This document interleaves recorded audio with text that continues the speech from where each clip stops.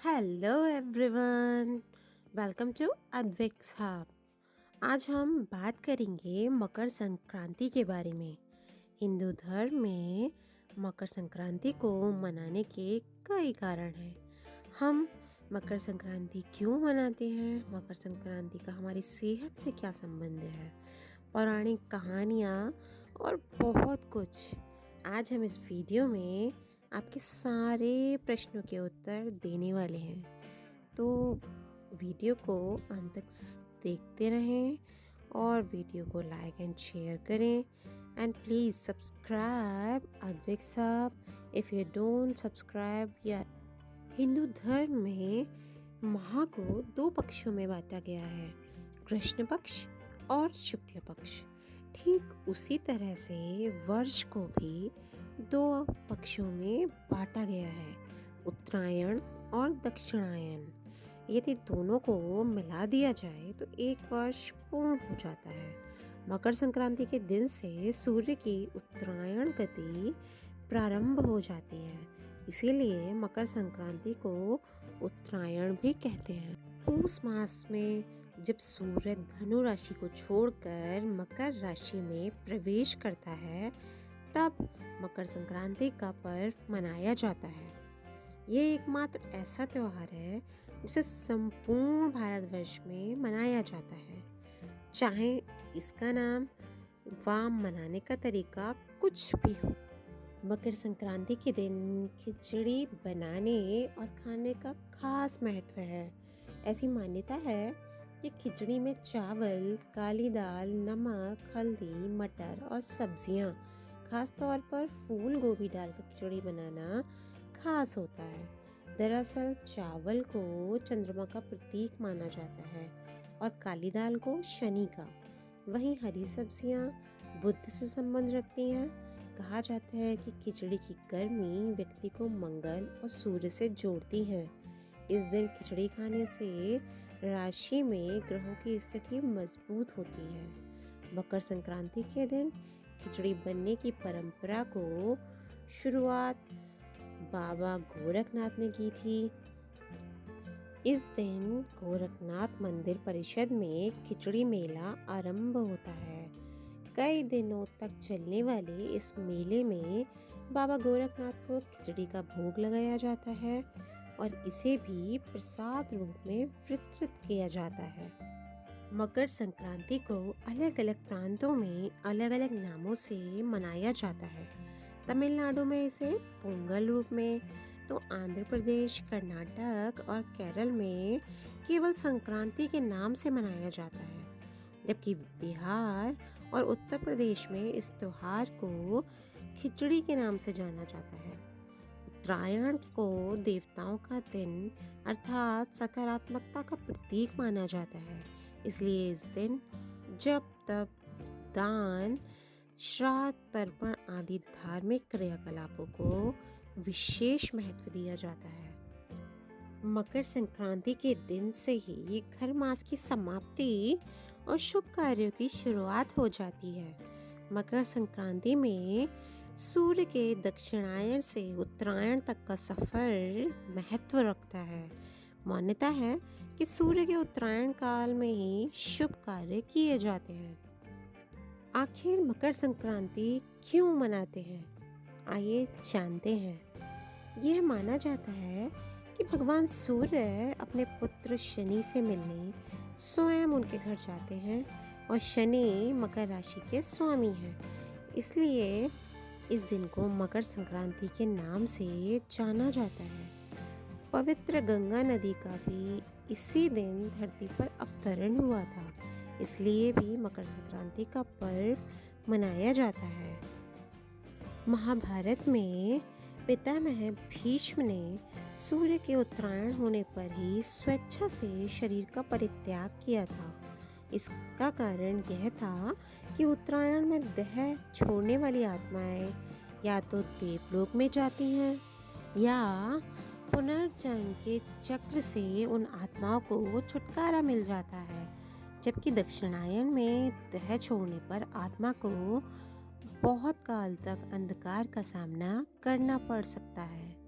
स्वयं भगवान श्री कृष्ण ने भी उत्तरायण का महत्व बताते हुए कहा है कि उत्तरायण के 6 मास के शुभ काल में जब सूर्य देव उत्तरायण होते हैं और पृथ्वी प्रकाशमान होती है, तो इस प्रकाश में शरीर का परित्याग करने से व्यक्ति का पुनर्जन्म नहीं होता। इसके विपरीत जब सूर्य दक्षिणायन होता है, तब पृथ्वी अंधकारमय होती है। तो इस अंधकार में शरीर त्याग करने पर पुनः जन्म लेना पड़ता है। अनेक स्थानों पर इस त्योहार पर पतंग उड़ाने की परंपरा प्रचलित है। लोग दिन भर अपनी छतों पर पतंग उड़ाकर हर्षोल्लास के साथ इस उत्सव का मज़ा लेते हैं। विशेष रूप से पतंग उड़ाने की प्रतियोगिताएं भी आयोजित की जाती हैं। पतंग उड़ाने के पीछे धार्मिक कारण यह है कि श्री राम ने भी पतंग उड़ाई थी। गुजरात व सौराष्ट्र में मकर संक्रांति पर कई दिनों का अवकाश रहता है और यहाँ इस दिन को भारत के किसी भी अन्य राज्य की तुलना में अधिक हर्षोल्लास से मनाया जाता है। संक्रांति का हमारी सेहत पे भी बहुत प्रभाव पड़ता है। आइए जानते हैं कैसे। पूस मास की सर्दी के कारण हमारा शरीर कई तरह की बीमारियों से ग्रसित हो जाता है, जिसका हमें पता ही नहीं चलता और इस मौसम में त्वचा भी रूखी हो जाती है। इसलिए जब सूर्य उत्तरायण होता है, तब इसकी किरणें हमारे शरीर के लिए औषधि का काम करती हैं और पतंग उड़ाते समय हमारा शरीर सीधे सूर्य की किरणों के संपर्क में आता है, जिससे अनेक शारीरिक रोग जो हम जानते ही नहीं हैं, वे स्वतः ही नष्ट हो जाते हैं। मकर संक्रांति पर तिल के महत्व की एक पौराणिक कथा भी है। आइए जानते हैं। एक पौराणिक कथा के अनुसार शनिदेव को उनके पिता सूर्यदेव पसंद नहीं करते थे। इसी कारण सूर्यदेव ने शनिदेव और उनकी माँ छाया को अपने से अलग कर दिया था। इस बात से क्रोध में आकर शनि और उनकी माँ ने सूर्यदेव को कुष्ठ रोग का श्राप दे दिया। पिता को कुष्ठ रोग से पीड़ित एक यमराज, जो कि सूर्य भगवान की दूसरी पत्नी संज्ञा के पुत्र थे, ने तपस्या की। यमराज की तपस्या से सूर्यदेव कुष्ठ रोग से मुक्त हो गए, लेकिन सूर्यदेव ने क्रोध में आकर शनिदेव और उनकी माता के घर कुंभ को जला दिया। कुंभ यानी शनिदेव की राशि है वो। इससे दोनों को बहुत कष्ट हुआ। यमराज ने अपनी सौतेली माता और भाई शनि को कष्ट में देख उनके कल्याण के लिए पिता सूर्य को समझाया। यमराज की बात मान सूर्यदेव शनि से मिलने उनके घर पहुँचे। कुंभ में आग लगने के बाद वहाँ सब कुछ जल गया था, सिवाय काले तिल के अलावा। इसीलिए शनिदेव ने अपने पिता सूर्यदेव की पूजा काले तिल से की। इसके बाद सूर्यदेव ने शनि को उनका दूसरा घर मकर दिया। मान्यता है कि शनिदेव को तिल की वजह से ही उनके पिता घर और सुख की प्राप्ति हुई। तभी से मकर संक्रांति पर सूर्यदेव की पूजा के साथ तिल का बड़ा महत्व माना गया है। दूसरी तरफ तिल खाने के बहुत सारे फायदे भी हैं, तो आइए जानते हैं तिल के लड्डू खाने के फायदे। मकर संक्रांति के मौके पर तिल और गुड़ के लड्डू खाए जाते हैं। ये ना तो सिर्फ खाने में स्वादिष्ट होते हैं, बल्कि ये कई गुणों से भी भरपूर होते हैं। तिल में भरपूर मात्रा में calcium, iron, amino acid, protein, vitamin B, C और ई होता है। वहीं गुड़ में भी सुक्रोज, ग्लूकोज और खनिज तरल पाया जाता है। जब इन दोनों का मिश्रण मिलता है तो इस लड्डू के गुण और बढ़ जाते हैं। इस दिन खिचड़ी का सेवन करने का भी वैज्ञानिक कारण है। खिचड़ी पाचन को दुरुस्त रखती है। अदरक और मटर मिलाकर खिचड़ी खाने पर शरीर की रोग प्रतिरोधक क्षमता बढ़ती है और बैक्टीरिया से लड़ने में मदद करती है। मकर संक्रांति के कुछ वैज्ञानिक महत्व भी हैं। आइए जानते हैं। मकर संक्रांति के समय नदियों में वाष्पन क्रिया होती है। इससे तमाम तरह के रोग दूर हो जाते हैं। इसलिए इस दिन नदियों में स्नान करने का विशेष महत्व है।